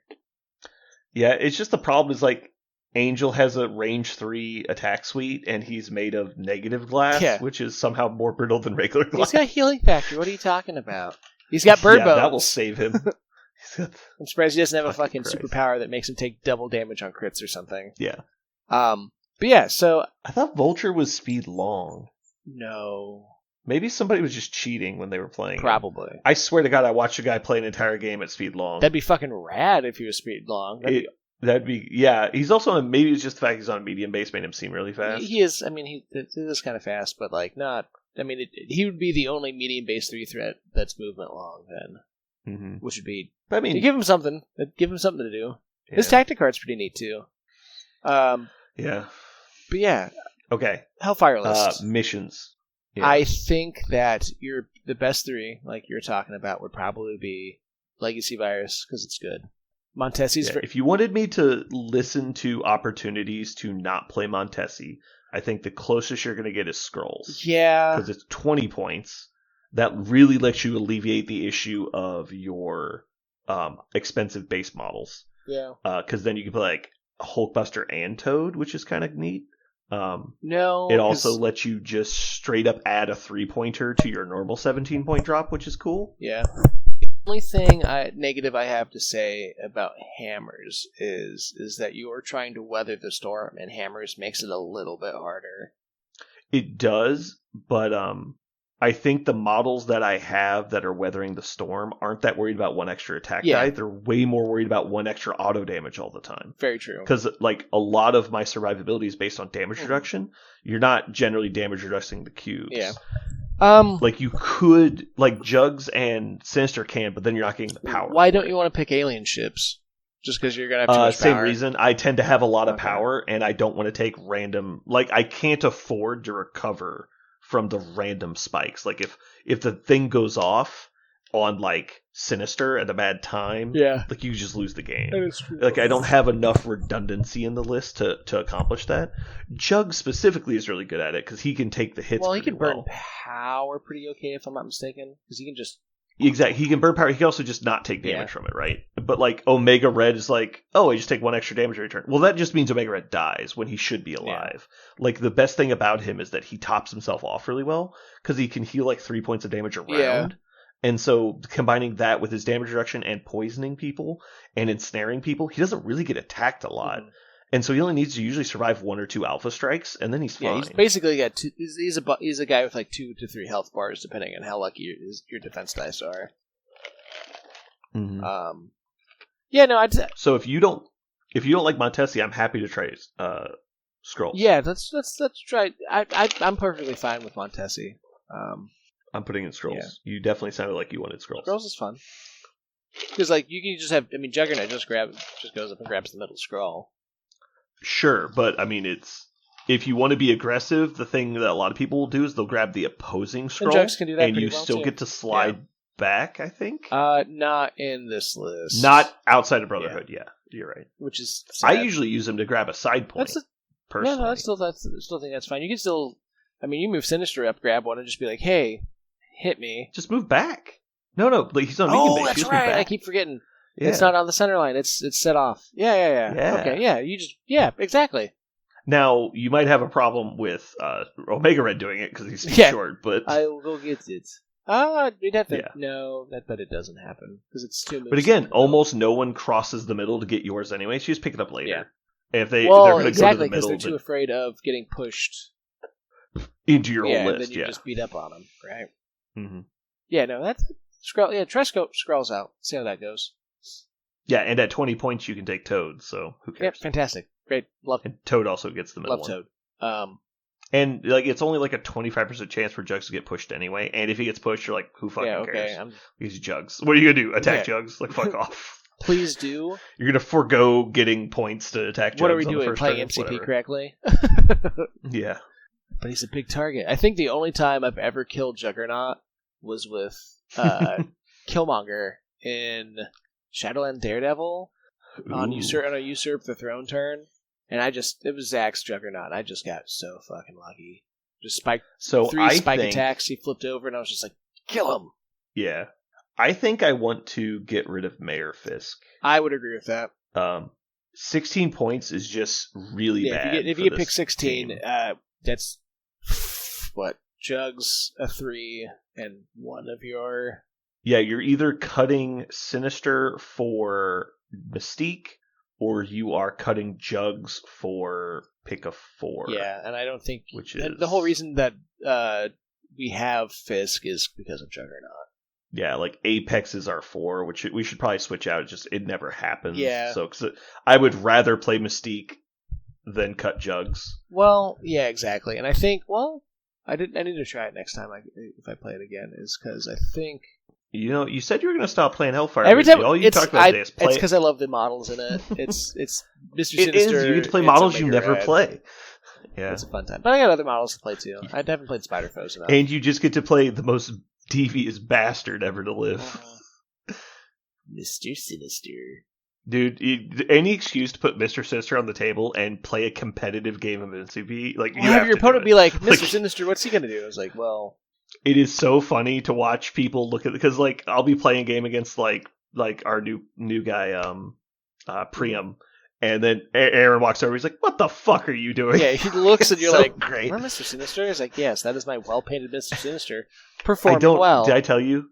Yeah, he came up. I think it was Thursday, and he's like, "You guys are idiots." By the way, and I was like, because he listens to the podcast, and I was like, "Look at this," and he like eventually he's like, "All right, there's not saying this is valueless information, but Yeah. it's like, dude, it's competing with what people are playing. Yeah. It's actually like I've lost one game with it." And the one game I lost was on fucking scientific samples, and it was a shit show of a game that had no relevant evidence. Yeah, it's just like, okay, well, this mission sucks, so. Sorry, I also lost the tournament finals to what's his name, Chris. Chris got me with Inhumans. Oh, the new Inhumans. Yeah. I hear they're good. Although I still say that was a dice game. But. Oh, good. Yeah, I don't think there's anything currently. I mean, we haven't. Park or fucking Gwennon will just dissect the list anyways, but I think that's the biggest roadblock to having a really strong competitive game is just playing the strongest, most competitive stuff with this list. I think it's really good as an all-rounder list. Like, there's not a lot of matchups you're going to be going into it having a difficult time. As long as your game knowledge is very good. It is a game that requires a lot of, or it's a faction that's going to require you to be firing on all cylinders for every round. We don't have any plans to actually play Brotherhood with this list, right? No, we have not thrown a Brotherhood plan together for this. Okay. I'm cutting Apex for Venom. I like it. Ooh. I just want to see, as the 16-point drop, maybe that will be better. Because then you've got Omega Red Venom Sinister, yeah, which is a lot healthier. And I've never seen Venom with Hellfire Club leadership, and I'm thinking it might be really good. I mean, you could just have the two of them hanging out on both of the Fisk points, being like, nope. Well, because the problem Venom always has, it's not health, it's power. Yeah, and it so if he just power. generates 2 a turn, you're just like, I'm just going to web snare every turn. That's a different model, right? Oh, yeah. That's actually somebody who I wanted to play more of. All right, Venom. So can I cut something for... and I have Venomized. Great. So I had Instant Recovery, and that was for... it's because we have... Was it just for Apex? Well, Lizard was originally in the list, too. Oh, yeah. I'm going to cut Instant Recovery for Lethal Protector. That's a good choice, I think. Okay. So I'll make those swaps tomorrow. Nice. So Crisis secures... I'm okay leaving Mayor Fist now if I have an actual drop for 16. Yeah. And I think Venom's a really good spot. Downgrade Juggernaut to Venom, I don't hate that. Mm-hmm. Okay, yeah, we'll leave it there. All right, let's get to our mission of the week. We are doing Skrulls. Oh, good. Yeah, I know, right? Okay, so Skrulls has... I believe you've talked about it. 5,470 games played in this rotation of a year. These are obviously skewed because the mission pack came out less than a year ago, but Skrulls has a 14% play rate, which is pretty good considering there's 12 missions in the pool. So it has well more than its market share, but again, numbers are a little skewed due to the release. Yeah. You have this on all events, don't you? Okay. Yes. So people that don't know Skrulls, it is like a super scrunched together D, basically. So there's 2 missions just off the center line, or two extracts just off the center line in the middle, and then there's the standard D outsides on the center line. And when you go to pick something up, you roll your physical defense dice, and then if you get a wild or a crit, I believe it is, you do not get pushed. And if you do fail, your opponent pushes you short in any direction. 1 point each, can only hold 1 civilian tokens. Pretty basic stuff. Yeah. So this mission generally is pretty fighty. It is 20 points. So generally fighty missions, you want less points. Because if your goal is to basically table or incapacitate your opponent's squad, you don't want them to have an infinite amount of people. Because that makes it harder. News at 11. So this mission, it used to be a lot more popular right when the previous mission pack came out. And then as it kind of progressed through, it became less popular. Yeah, and that's probably because the downturn of fighting missions as well. I don't know that it was specifically that. It just seemed like it's kind of like a middle ground mission. Like it is fighty, but it's also 4 points, and 20 points is so very scenario friendly. So it kind of makes it's it hard, so hard to fight on this. You can fight, but it's hard to win that game plan on this mission. So I would say this is more of an attrition-based extract. And the difference between killy and attrition is meant to wear your opponent down, and obviously fighting is meant to basically kill your opponent. So instead of trying to wipe them out and achieve a tabling victory or a complete domination of the fighting, you want to use it to wear your opponent down, which is going to allow you to kind of assert your dominance over them. It would be it's I'm being dominant. But it's definitely. So the difference would be I don't need to kill all your people. I just want to injure a couple few key of them, pieces. get them on their get them knocked over to their red side so they don't contest, and then just score out. I'm going to get to the point where you cannot stop me from winning, and then I'll win the game. I don't need to kill you to win. As where a scenario team, there's the blitz scoring where it's like I'm going to sell my model's health for victory points, and then there's the like kingpin strategy, which is kind of like that, and then there's the strategy we're doing with the Hellfire Club is I'm going to slowly control the game and have just more points than you. I'm gonna have which is more. I'm gonna go 4-3 for 4 rounds and win the game. Right, and they're both mostly just a difference of tempo. So if you want high tempo fighting, you're going for tabling, which is like the Red Skull 3 plan.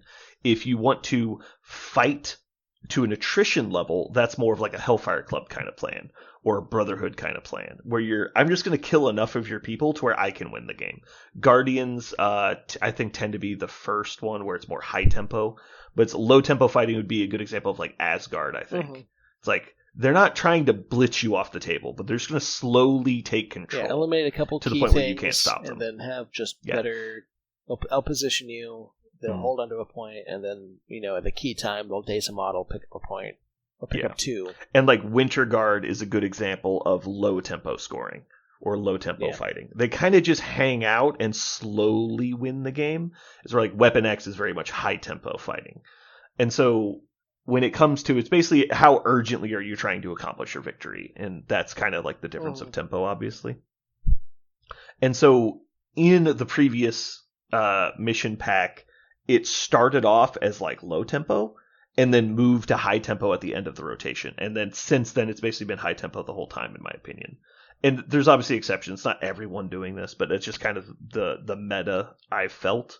And so, since it's been very high tempo, Skrulls isn't really a high tempo mission. It's a low tempo mission. So you don't see it played as much. Well, it's also a mission that has a pretty big downside if you trigger it in that very first round. It can be. It definitely has some higher volatility. The fact that it is a 1 in 4 chance per die to succeed, obviously the more physical dice you get to roll, the better. So there's that. Yeah. I think people have worked it out. It's like 60. It's like 2/3 if you have 3 dice, and it's like 3/4 if you have 4 dice. Is roughly the math. That sounds to correct. Succeed and not get pushed. But it's still pretty game altering. In some people's minds, when you fail on it and you get pushed in, certainly can. Be. It can be. It can be completely game warping if the Skrull fucks up and you're now on the other side of the midline with an extract and your turn just ended. Right. But since the advent of like all these safe extractors, Zoomer people that have been in the meta over Namor the last doesn't year, give a fuck if he gets pushed by the Skrull. No one cares. Everyone has Toad or ASM, Angela. Namor, I think that's why it was shooting up a lot, because a lot of people were playing those models quite a bit, and it was just like, okay, the Skrull has no downside. It's a high point. It's a it's like you said, it's high tempo. I can play this now, and I think since we've stopped seeing so much of those high tempo pieces, like. I think that... Well, I remember, this is before you guys joined the game, if I recall, but like it was basically in Malekith's heyday, like every other table was Brotherhood versus Cabal, and this was one of the most popular missions in the game.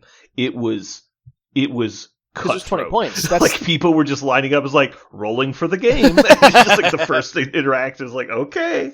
And it's like Lockjaw, Malekith, the Immortal Hulk kind of shit running around. You're like, holy what the fuck was it called? It was Malekith, the troll, and the dog. Cat dog. Cat dog troll.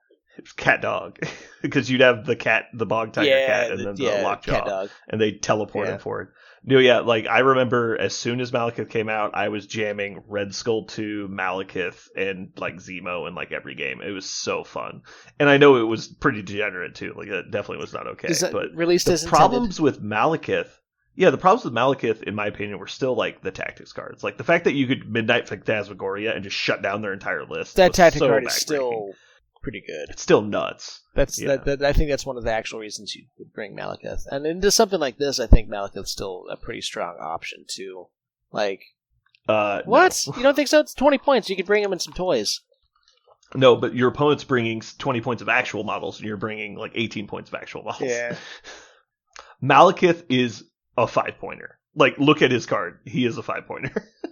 No, because I did the math on it, and he is not a 7-pointer. He's definitely not 7. No, he's not a 7, not even kind of. But I think if you compare him to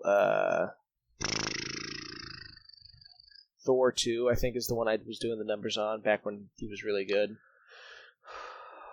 Him and Thor 2 had a lot of similar like things on their card, which makes sense. I think that's fair. They're like the rivals, and that's where I was going. Like he's probably a 6. Either Thor 2 unchanged needed to move up to 7, which I think would have been fair, or Malekith should have been moved down to a 6. And it's because I think they had similar branches on their attacks. They both had weird charge mechanic type stuff going on. We'll just come to the next Geekery tournament where we'll use the old Malekith card. That's fine. I've got like 5 copies of Malekith cards sitting around my house from various printings. Yeah. So I have the original one somewhere. Oh yeah, I still have my original one because they nerfed him the first time. I don't think they reprinted the card.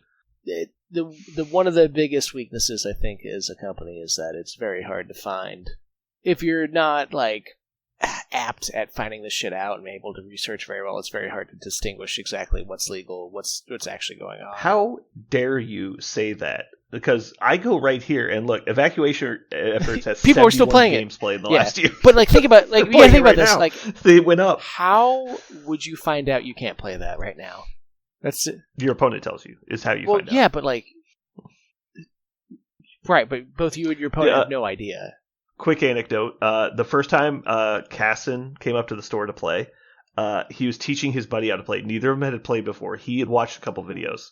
The game they were playing was original core box Avengers without Spider-Man, but add original Hulk.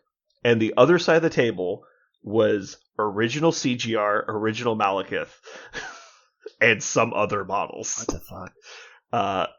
It was chaos. Insane. What a because beautiful did you ever game. see the original Hulk card? Yeah, I think so. It's bad. So bad. It is unplayably garbage. Yeah, it's so bad. And so it was just like watching original Hulk and it was because like Iron Man had gotten buffed, all the original dudes, and Hulk's Hulk. original physical defense was 2? Yes, it was so bad. What? 2 physical defense? Yeah, that's probably where they're like, it's easy to hit him with guns and shit. Like logically in the core set it was fine because you had models like Doc Ock. Like who cares? But yeah, it was nuts. Oh, wow. And so then watching him play against Malekith CGR in Cabal. What was Casson playing? 2 models. He was playing the Avengers. Oh God. So he definitely wasn't parkering it where he was just trying to like fucking suicide somebody, but it was insane. And the Avengers won. Like the Avengers won the game, which was insane. But he's just watching. It was just because they were constantly just doing shit that made no sense. Like, right? I'm gonna throw this building like away. Malekith's gonna double move to pick up the 6. Yeah, Malekith's like double moves to pick up an extract. You're like, what? Like, because they didn't know what they were doing. It was just like watching it as a spectator. It's like everyone's just trying not to say anything. Yeah, that's the game that needed to be recorded for science, so we can go back and watch it and be like, how beautiful this game. That's funny.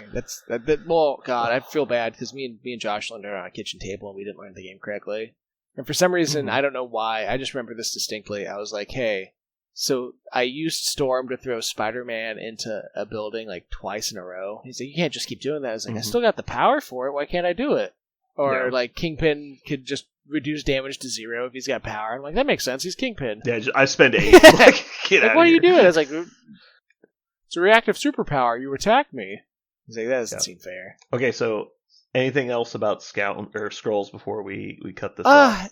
I think this mission's underrated. I think it should get played more. Its play has kept pretty steady. It's actually a little bit on the uptick right now. I think it's a perfectly fine mission. It's the only 20-point extract that has value in it if you're wanting to play, big games with all your friends. Mm-hmm. Its downside isn't really that big of a downside anymore. There's plenty of ways to supersede it. You can plan for it. You can just have somebody like Juggernaut run up and grab one, and he doesn't care if he gets pushed around. I think it's just never been less of an issue than it is right now. I just don't think people are playing turn 1 fighty. They're playing turn 1 scenario. Yeah, I think and the fighting that is happening is not turn 1 chances of you stuff. Getting blown up if your character gets displaced. Yeah. I highly doubt if you play this in a tournament, you're going to run into an X-Force player who's running cat and mouse to have cable Overwatch. That's not going to happen.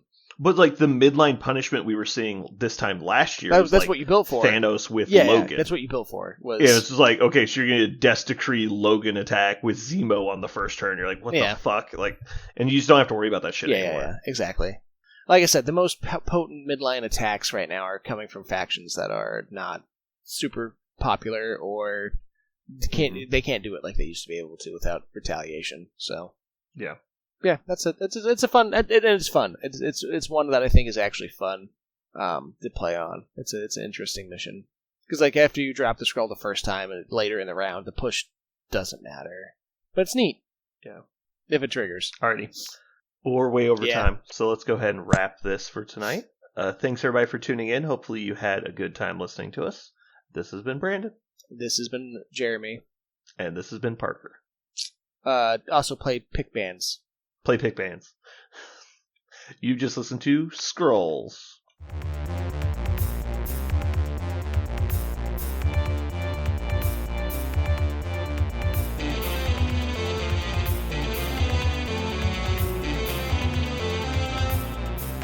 So what are we going to call this thing? I got it. Okay. Incredible, new, fantastic, astonishing, mighty, original, uncanny, sensational podcast. I'm just going to put down infamous.